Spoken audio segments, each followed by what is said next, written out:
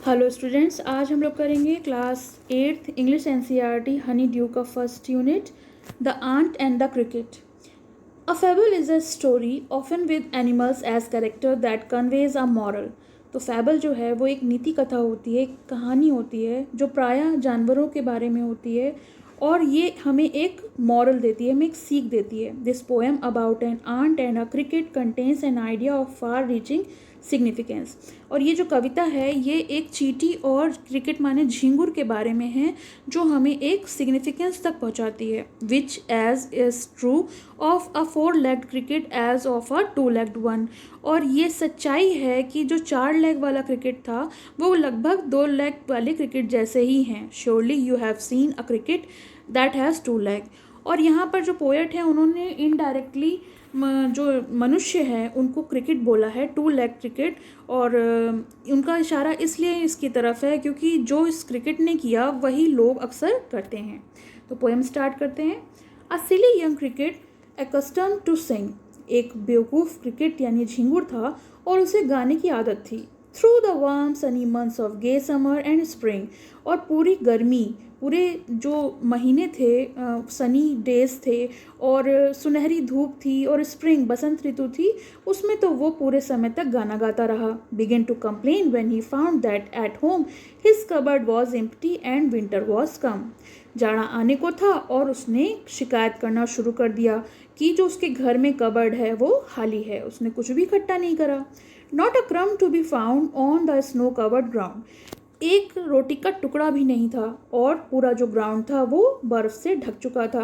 Not a flower could he see, not a leaf on a tree. ना ही कोई फूल देख सकता था और ना ही कोई पत्ती थी पेड़ पर।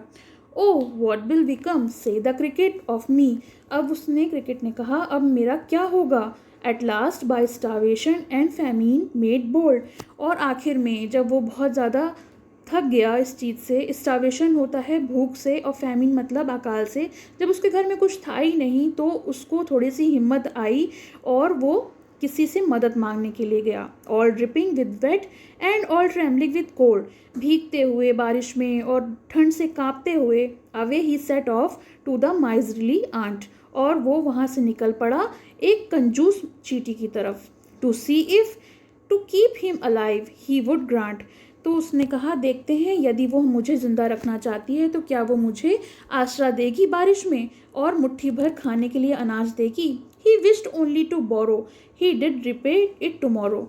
और क्रिकेट की केवल ये चाहत थी कि वो मुझे उधार दे दे क्योंकि आने वाले कल में मैं उसे चुका दूंगा। If not he must die of starvation and sorrow. अगर ऐसा नहीं हुआ तो वो भूख से मर जाएगा।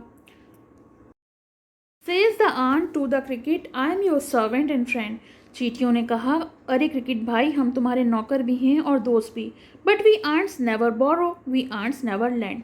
ना हम कभी किसी से उधार लेते हैं, ना ही हम किसी को कभी उधार देते हैं। But tell me dear cricket, did you lay nothing by when the weather was warm. लेकिन एक बात बताओ क्रिकेट भाई, क्या तुमने कुछ भी इकट्ठा नहीं किया जब मौसम गर्म था। क्वेट द क्रिकेट। क्वेट मीत होता है सैड। क्रिकेट ने कहा, नहीं, मैंने नहीं किया। My heart was so light that I sang day and night. मेरा दिल जो था इतना हल्का था कि मैं दिन रात बस उस नेचर की खूबसूरती को देखते हुए गाना गाया करता था। फॉर ऑल नेचर लुक्ड गे, क्योंकि मुझे वो जो प्रकृति थी वो बहुत सुंदर दिखती थी। यू सेंग सर, यू से। आप कह रहे हैं कि आप गाना गाया करते थे। Go then says the ant. तो चींटियों ने कहा, जाइए और गाना गाइए। And dance with the winter away. और जब तक नाचिए जब तक कि विंटर चला ना जाए। Thus ending he hastily lifted the wicket and out of the door turn the poor little cricket. और ये कहकर वो जो क्रिकेट था वो डोर की तरफ पलटा और वो बेचारा लिटिल क्रिकेट, उसने कोई मदद नहीं करी। Folks call this a fable. और जो लोग हैं वो इनको फेबल कहते हैं। फेबल यानी ये वो कहानी है जिससे हमें सीख मिलती है। I will warrant it true, लेकिन मैं इसे सच्चाई कहूँगी। Some crickets have 4 leg. कुछ क्रिकेट्स के पास 4 पैर होते हैं। एंड सम हैव 2, और कुछ के पास 2 पैर होते हैं। यानी इस कहानी से हमें ये शिक्षा मिलती है कि समय रहते हमको कुछ ना कुछ अपने लिए इकट्ठा कर लेना चाहिए, क्योंकि एक बार समय बीत जाता है तो वो हमारे हाथ नहीं आता। ग्लोसरी में देखिए दिए हुए हैं कुछ word meaning. Accustom to sing, use to singing. तो कोई जो है वो गाने का आदी होता है तो उसे एकस्टम्ड बोलते हैं। Famine, scarcity of food, having nothing to eat, यानी अकाल पड़ जाना, भोजन की कमी हो जाना। ले नथिंग बाय, सेव नथिंग, यानी उसने कुछ भी बचाकर नहीं रखा। क्वेट मतलब कहते हैं सैड, यानी कहना। तो ये आपकी पोएम फिनिश हो गई और इसका एक्सप्लेनेशन भी हो गया। अगर आपको पसंद आया हो तो मेरे चैनल को ज़रूर सब्सक्राइब करिए और इसको लाइक करिए और कमेंट सेक्शन में मेंशन करिए। Thank you. पसंद आया हो तो लाइक करें, शेयर करें और चैनल को सब्सक्राइब करें।